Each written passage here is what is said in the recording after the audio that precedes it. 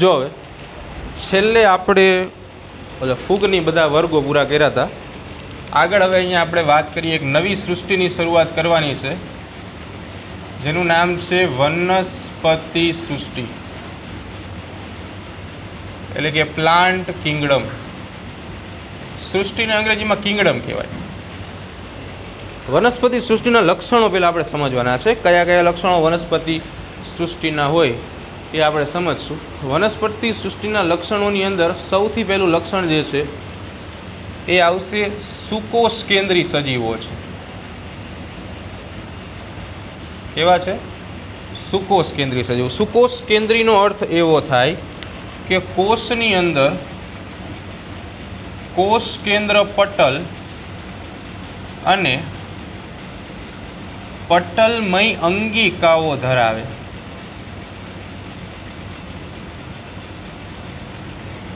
કોષ કેન્દ્ર પટલ અને પટલમય અંગિકા બે ધરાવે. તમે પ્રાઇમરી ધોરણમાં કદાચ કોષ વિશે ભણેલા હોય તો કોષમાં તમે આટલું ભણ્યા હશો કે કોષની અંદર એક કોષ કેન્દ્ર નામની રચના હોય. ઉદાહરણ તરીકે આ કોઈ કોષ છે તો એની અંદર આ કોષ કેન્દ્ર હોય. કોષ કેન્દ્રની ફરતેની બાજુએ જો આવું પટલ આવેલું હોય ને તો એને કોષ કેન્દ્ર પટલ કહેવાય.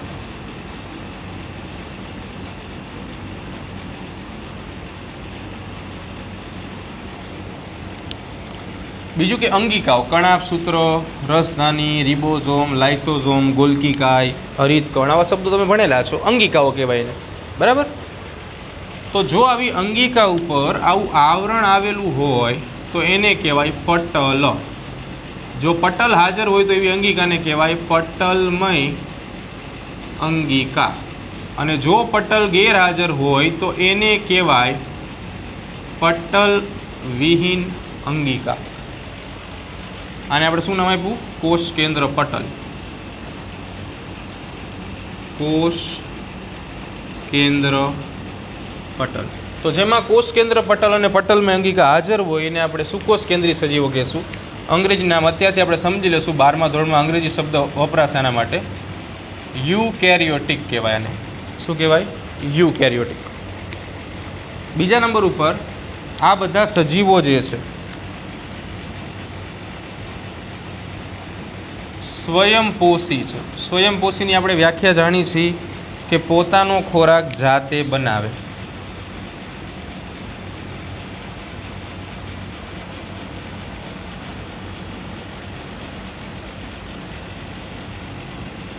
તો આ બધા પોતાનો ખોરાક જાતે બનાવે છે અને એની અંદર આ બધા સજીવો ખાસ કરીને એક પ્રક્રિયા પ્રકાશ સંશ્લેષણ વાપરે છે. પ્રકાશ સંશ્લેષણ તમે ભણી ગયા છો. સાદી માહિતી હશે કે વનસ્પતિઓ હરિત દ્રવ્ય કે જેને બીજા શબ્દોમાં આપણે ક્લોરોફિલ કહીએ છીએ, ક્લોરોફિલ વડે અથવા ક્લોરોફિલ દ્વારા પ્રકાશની હાજરીમાં ખોરાકનું નિર્માણ કરે છે.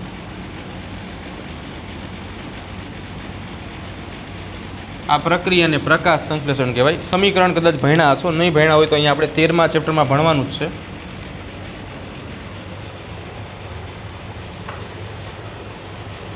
જો સમીકરણ કંઈક આવું થાય.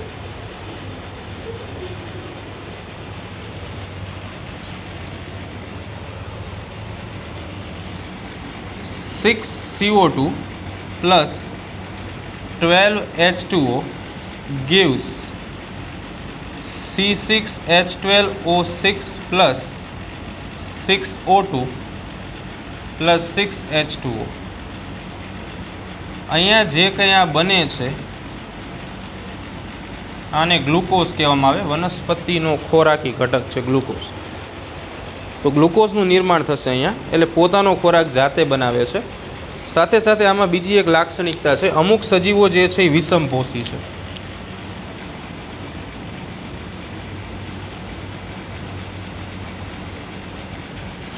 એટલે ખોરાક માટે અન્ય સજીવ ઉપર આધાર રાખે.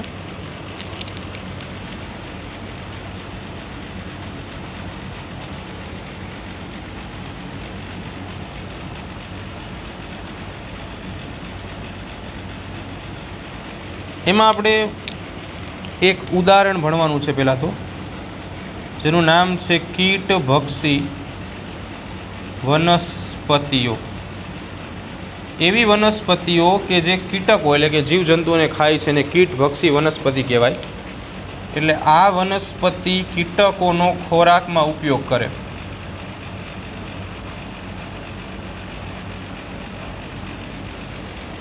ઉદાહરણ ખાસ અગત્યના છે, ઉદાહરણ યાદ રાખશું આપણે. આ એક વધારાનું ઉદાહરણ લખાવું છું. કળશપર્ણ,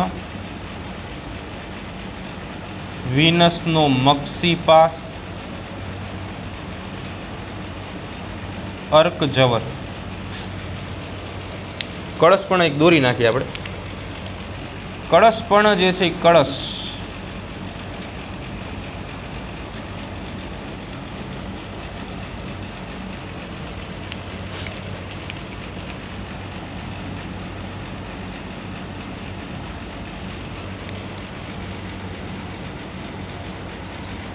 આવું હોય.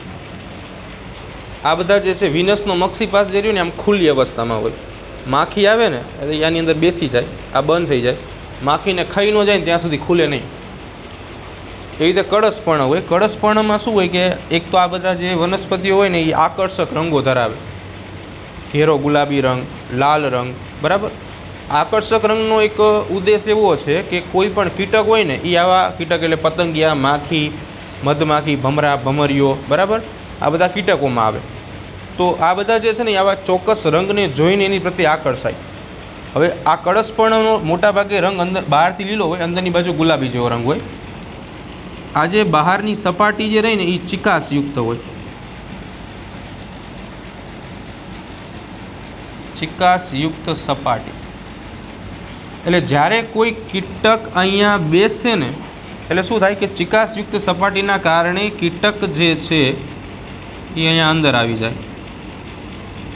જેવું કીટક અંદર પહોંચી જાય એટલે આ દિવાલમાંથી પાચક રસનો સ્ત્રાવ થાય.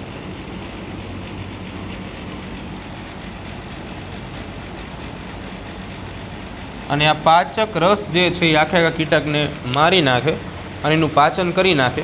પાચન થઈ જાય એટલે આ પાછું ખુલે, બીજા કીટકની રાહ જોવે, બરાબર. આ જ કામ કરવાનું, કોકને ખાવાના. તો પહેલો પ્રશ્ન આપણને એવો થાય કે આવી વનસ્પતિ શા માટે, કીટભક્ષી વનસ્પતિ શા માટે આ વખતે કીટકોને ખાય છે? તો કીટભક્ષી વનસ્પતિઓની લાક્ષણિકતામાં એવું હોય કે કીટભક્ષી વનસ્પતિઓમાં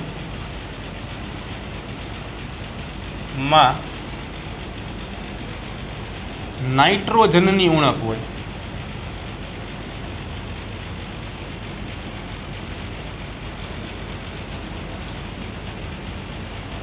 આવી નાઇટ્રોજનની ઉણપને દૂર કરવા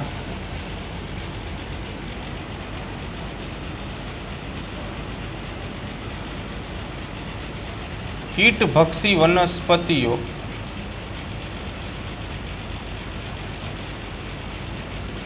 કીટકો ખાય છે, બરાબર. આવીને આવી બીજી એક વનસ્પતિ આપણે જોવાની છે જેનું નામ છે અમરવેલ. અમરવેલ તે પરપોષી અથવા તો વિષમપોષી કહેવાય. એટલે અમરવેલ જે છે એ પરોપજીવી લીલ છે. આ વેલ છે અમરવેલ, પરોપજીવી વનસ્પતિ. કોઈ પણ વેલ હોય ને એનું પ્રકાંડ નબળું હોય. તમે જો તમારા ઘરે વેલ હોય ને તો એ કાંઈ આમ સીધી આમ ટટાર ઉપર નહીં જતી હોય. એને કોઈક આધારની જરૂર પડે. કોઈ વનસ્પતિનો આધાર છે કે કોઈ કૃત્રિમ આધાર છે એની જરૂર પડે, બરાબર. અમરવેલ પણ એવી જ વેલ છે. કોઈ વનસ્પતિની ફરતેની બાજુ વીંટળાય. કોઈ પણ વનસ્પતિ હોય ને એ વનસ્પતિમાં શું હોય કે પાણી અને ખોરાક માટેના કેન્દ્રો આવેલા હોય, જેને જલવાહક પેશી અને અન્નવાહક પેશી કહેવાય.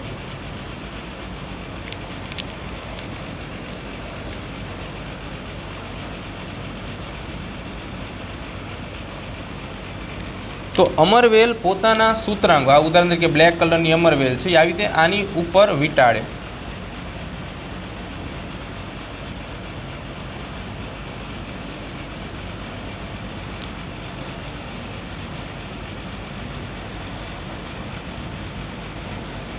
અમરવેલ જેના કારણે શું થાય, અમરવેલ આ વનસ્પતિનું પોષણ પોતે લઈ લે. આ લીલા કલરની જે રહી ને એ વનસ્પતિ. અમરવેલ શું કરે? વનસ્પતિનું પોષણ પોતે સ્વીકારે.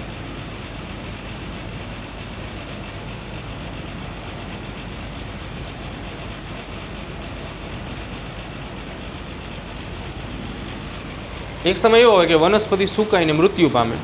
અમરવેલ જે છે એ પણ થોડા સમય બાદ મૃત્યુ પામે. એટલે આ પરોપજીવી વનસ્પતિ કહેવાય અમરવેલ. બીજું કે વનસ્પતિ સૃષ્ટિની અંદર વનસ્પતિઓ જે છે એમાં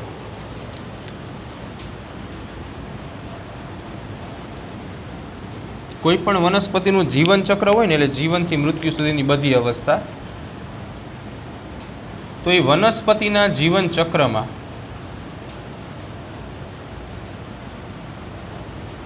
બે અવસ્થા મુખ્ય હોય. એમાં પહેલી અવસ્થા હોય ને એને જન્યુજનક અવસ્થા કહેવાય, બીજાને બીજાણુજનક અવસ્થા કહેવાય.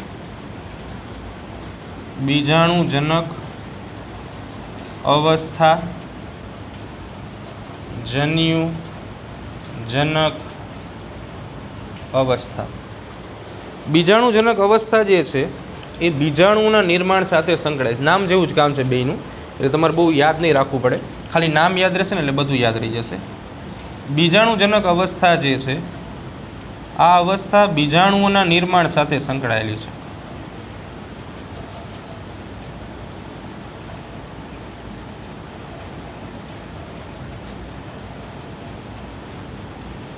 જ્યારે જન્યુજનક અવસ્થા જે છે આ અવસ્થા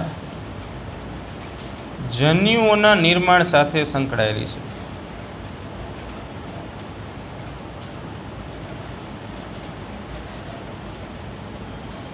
વનસ્પતિના જીવનચક્રમાં આ જન્યુજનક અવસ્થા અને બીજાણુજનક અવસ્થા જે છે બંને સ્વતંત્ર એટલે કે મુક્ત જીવી હોય.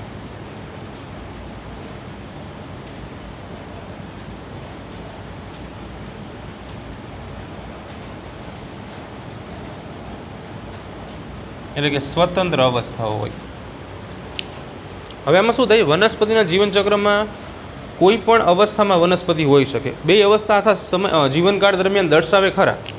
ઉદાહરણ તરીકે શરૂઆતમાં વનસ્પતિ બીજાણુજનક અવસ્થા દર્શાવે છે.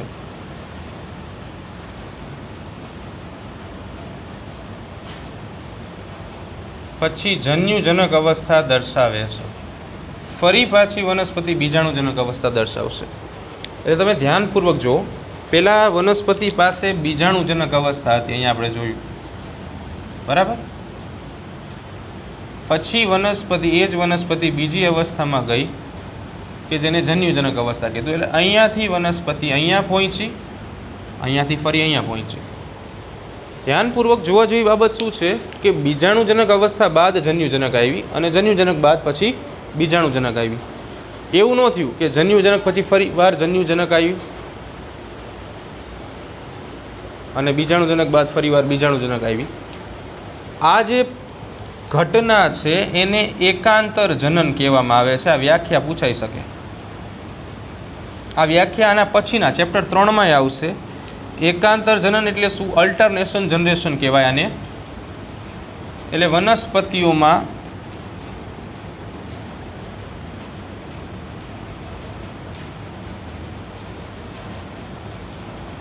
જન્યુજનક અવસ્થા અને બીજાણુજનક અવસ્થા એક પછી એક ઇન શોર્ટમાં વારાફરતી આવે છે. આ ઘટનાને એકાંતર જનન કહેવાય. વનસ્પતિઓમાં કઈ કઈ વનસ્પતિઓનો સમાવેશ થાય છે? તો વનસ્પતિ સૃષ્ટિમાં કોનો સમાવેશ થાય છે? તો સૃષ્ટિ વનસ્પતિ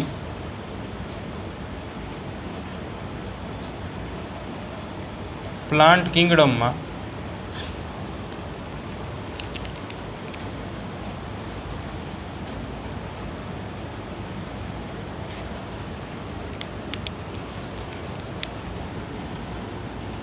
લીલ, ફૂગ, દ્વિઅંગી, ત્રિઅંગી અનાવૃત બીજધારી અને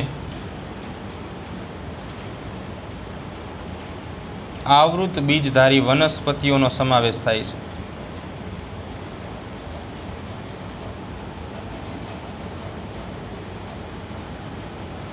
બરાબર.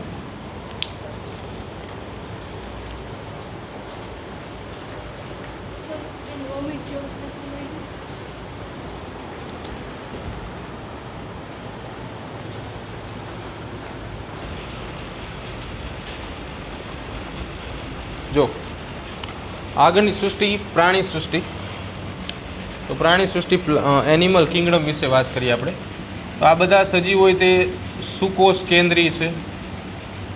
એટલે હવે તમને સુકોષ કેન્દ્રી સજીવો શું છે ખબર પડી ગઈ છે. યુકેરિયોટિક. બરાબર. બીજા નંબર ઉપર આ બધા સજીવો જે છે એ બહુકોષીય છે. બહુકોષીયનો અર્થ શું થાય કે એમનું શરીર જે છે ને એ ઘણા બધા કોષોનું બનેલું હોય. શરીર ઘણા બધા કોષોથી બનેલ હોય તો એમને બહુકોષીય સજીવો કહેવાય. બીજું કે કોષ દિવાલ ગેરહાજર હોય છે. આમના શરીરમાં કોષ દિવાલ અને બીજો એક શબ્દ કોષ રસ પટલ. તો કોષ દિવાલ મોટા ભાગે ગેરહાજર હશે. કોષરસ પટલ જે છે એ હાજર હશે. પોષણની પદ્ધતિ જે છે પોષણ પદ્ધતિ એ મોટા ભાગે વિષમપોષી પ્રકારની હોય છે. વિષમપોષીમાં ખબર પડશે ને કે ખોરાક માટે અન્ય સજીવ પર આધાર રાખે. ખોરાક માટે અન્ય સજીવ ઉપર આધારિત. બીજી એક વાત કે પ્રાણીઓ જે છે એ મોટા ભાગે પ્રત્યક્ષ કે પરોક્ષ રીતે વનસ્પતિ ઉપર આધારિત હોય છે પોષણ મેળવવા માટે. પ્રાણીઓ પ્રત્યક્ષ કે પરોક્ષ રીતે પોષણ માટે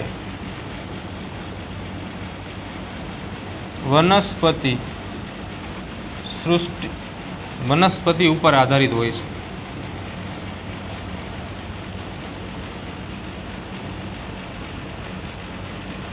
ધારી લો કે એક જંગલની આપણે વાત કરી છે આ પોઈન્ટ સમજવા માટે.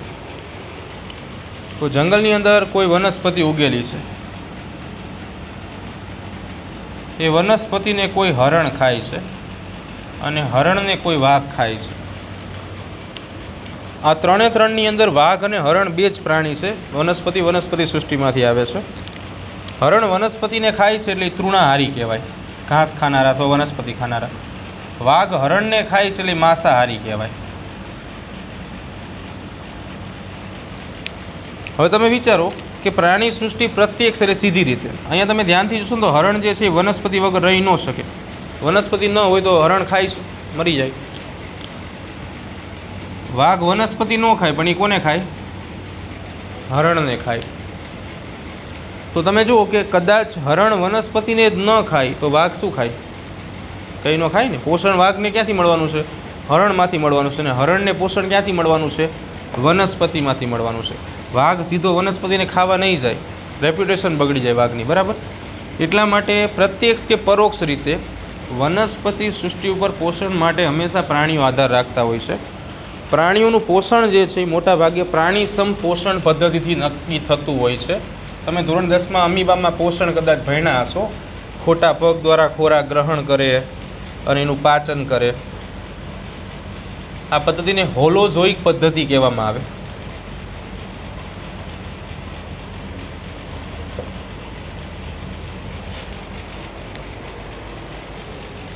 પોષણ પદ્ધતિ. તો પ્રાણીઓની પોષણ પદ્ધતિ જે છે એ પ્રાણી સંપોષણ પદ્ધતિ છે.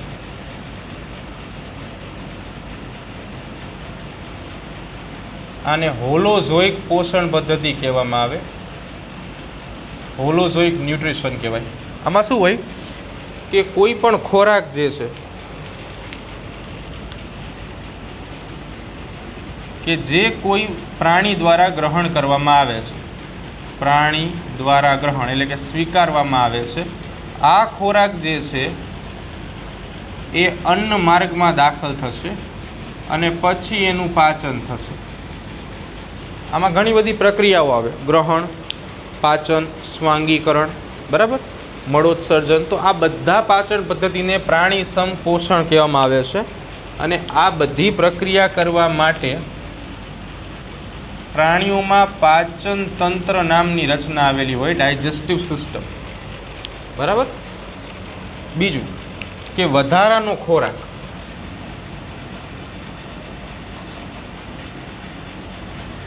કે જેને બીજા શબ્દોમાં સંગૃહિત ખોરાક તરીકે પણ ઓળખવામાં આવે છે. સ્ટોરેજ ફૂડ મટીરિયલ કહેવાય.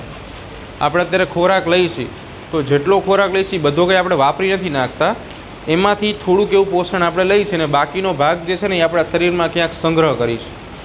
જ્યારથી આપણે જ્યારે જરૂર પડે ત્યારે એમાંથી ઉપયોગ કરી શકાય. અમુક લોકો જો ઓલા આમળના ઉપવાસ ઉપર રહે, ઘણા બધા સમય સુધી કંઈ ખાય નહીં, છતાં એ લોકો મૃત્યુ નથી પામતા, જીવંત રહે છે. એનું કારણ શું? શરીરની અંદર એલો જે સ્ટોરેજ, જે સંગૃહિત ખોરાક છે એ ધીમે ધીમે વપરાય, બરાબર. એટલે વધારાનો સંગૃહિત ખોરાક, શરીરમાં સંગૃહિત કરેલ ખોરાક, આ ખોરાકનો સંગ્રહ જે છે એ પ્રાણીઓ ગ્લાયકોજન સ્વરૂપે અને લિપિડ સ્વરૂપે કરે. ગ્લાયકોજન એક શર્કરા છે, શુગર કહેવાય, જ્યારે લિપિડ જે છે ચરબી, ફેટ, મેદ, આ પ્રાણીઓ માટે.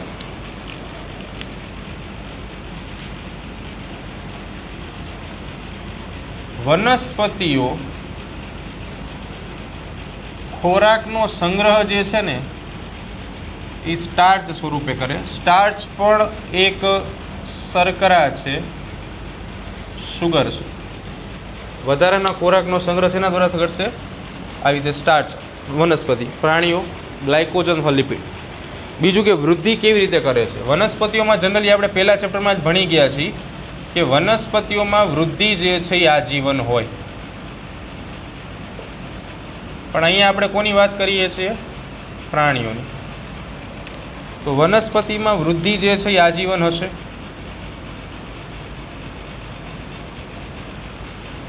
પ્રાણીઓમાં અમુક ઉંમર સુધી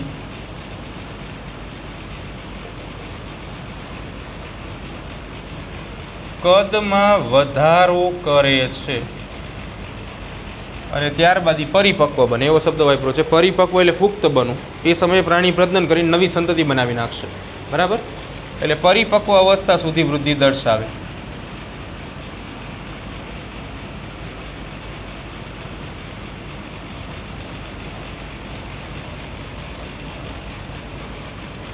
બીજું, પ્રાણીઓ જે છે, પોષણની વાત થઈ ગઈ આપણે, વિવિધ પ્રકારના તંત્રો ધરાવે. પ્રાણીઓમાં જોવા મળતા તંત્રો, તો એની અંદર આવે પાચન તંત્ર, શ્વસન તંત્ર, રુધિરાભિસરણ તંત્ર, ઉત્સર્જન તંત્ર, કંકાલ તંત્ર, ચેતાતંત્ર, નિયામકી તંત્ર, પ્રજનન તંત્ર. પાચન તંત્ર પાચનની ક્રિયા સાથે સંકળાયેલ હોય. શ્વસન તંત્ર વાયુઓની આપ-લે સાથે સંકળાયેલ હોય. રુધિરાભિસરણ તંત્ર રુધિરના વહન સાથે સંકળાયેલ હોય. ઉત્સર્જન તંત્ર ઉત્સર્ગ પદાર્થો એટલે કે મૂત્ર નિર્માણ, એના નિકાલ માટે કંકાલ તંત્ર હાડકાઓનું બનેલું હોય બોન્સ. ચેતાતંત્રમાં મગજનો સમાવેશ થાય. નિયામકી તંત્રમાં ચેતાતંત્ર અને ગ્રંથિઓનો સમાવેશ થાય. પ્રજનન તંત્રમાં પ્રજનનની ક્રિયાવિધિને અસર કરતું તંત્ર હોય.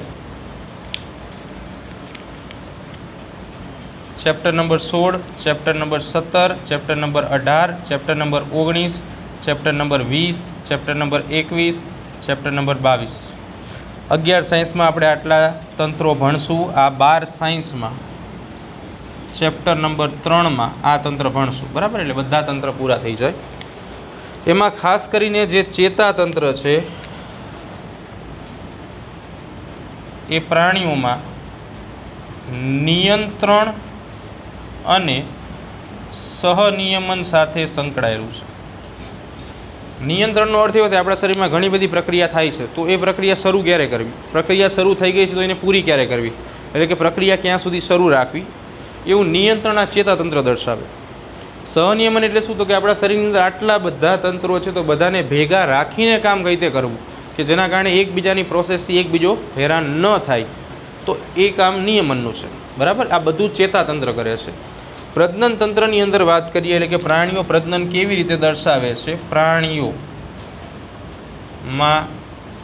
પ્રજનન તો બંને પદ્ધતિ અવેલેબલ છે, એટલે કે અલિંગી પ્રજનન અને લિંગી પ્રજનન.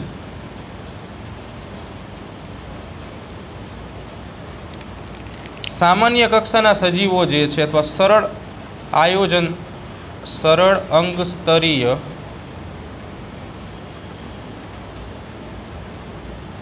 આયોજનવાળા સજીવો જે છે અલિંગી પ્રજનન દર્શાવશે, પણ જટિલ અંગ સ્તરીય આયોજન આમને બીજા શબ્દોમાં ઉચ્ચ કક્ષાના સજીવો કહેવાય, એ લિંગી પ્રકારનું પ્રજનન દર્શાવશે. લિંગી પ્રજનનમાં પ્રાણીઓમાં મૈથુન નામની ક્રિયા જોવા મળે. મૈથુન પ્રક્રિયા એક એવી પ્રક્રિયા છે જે દરમિયાન નર સાથી પોતાના જનન કોષો માદાના શરીરમાં દાખલ કરે. બરાબર, આ જોવા મળે.